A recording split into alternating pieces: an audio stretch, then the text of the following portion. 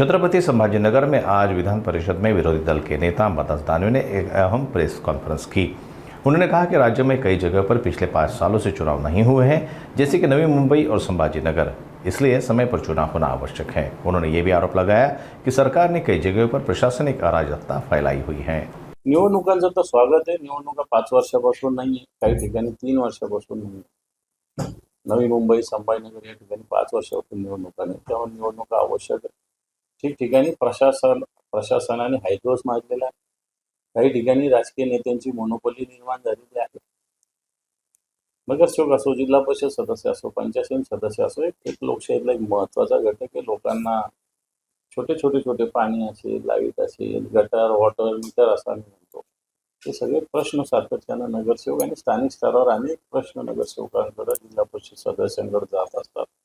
अनेक योजना आहे लाभाच्या, या सुद्धा जिल्हा परिषद पंचायत समितीमार्फत असतात। याच्यावर कंट्रोल लोकप्रतिनिधीचं असलं पाहिजे, पण दुर्दैवानं मागच्या काळात सगळे प्रशासन या सगळ्या गोष्टी करतंय।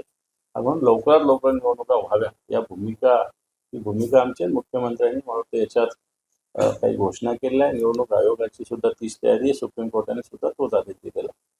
गुलाबराव सत्य बोललेले, मला आज गुलाबरावांचं समर्थन करावं लागेल, कारण जी घटना मागच्या काळात मस्साजोगला घडलेली, तिथेही राष्ट्रवादी काँग्रेस अजितदादा गटाचा तालुकाध्यक्ष, त्यांच्या मंत्र्यांचा दुरून जवळून काही कसत नाही संबंध त्यांच्या आमदारांचा।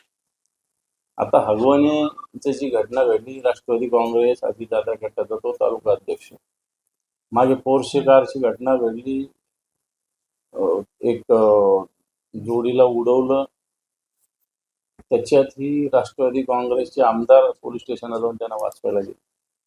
आणि त्याच्यावर गुलाबराव पाटलांनी जो सल्ला दिला, मला असं वाटतं अतिशय मोलाचा आहे। या सगळ्या घटनेत अजितदादा पक्षाचेच लोक काय, हा एक प्रश्न आहे। याचाच अर्थ पदाधिकारी वगैरे नेमताना, पक्षाचे नेमताना बाकी त्यांच्या गोष्टी सुद्धा बघितल्या पाहिजे। बरोबर आहे, नुसती युती थोडी होईल।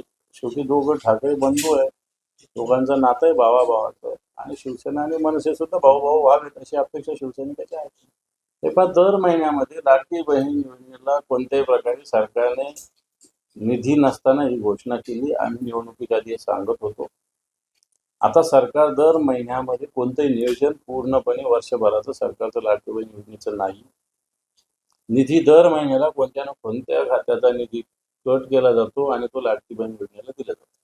लाडकी बहीण योजना चालली पाहिजे, उलट त्याचे 2100 रुपये दिले पाहिजे, परंतु राज्य सरकारने उत्पन्नाचे स्रोत वाढवले पाहिजे। राज्य सरकार सध्याच्या घडीला लूट करते, राज्याची लूट अशा पद्धतीनं चालू असताना असे प्रकार सातत्यानं होत आहेत।